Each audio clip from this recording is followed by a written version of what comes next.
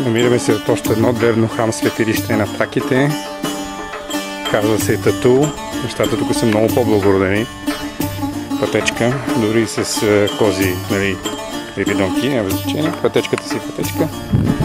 Нещата са много по-благородени. Мястото е много по-лесно за достъп. Като в Перперикон трябва да се катериш в жегата в някакви камъни, нещо, което беше подобно на пътека. Сега тук вече нещата са съвсем различни. Лесен е достъпа до него. Интересно е. И сега пред нас е храмът светилище на древните траки Тату.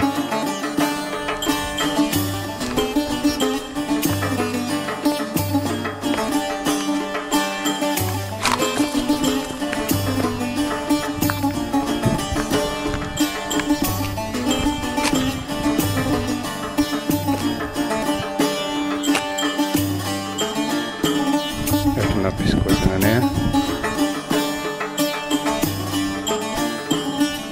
За много хора това е светилището на Орфей.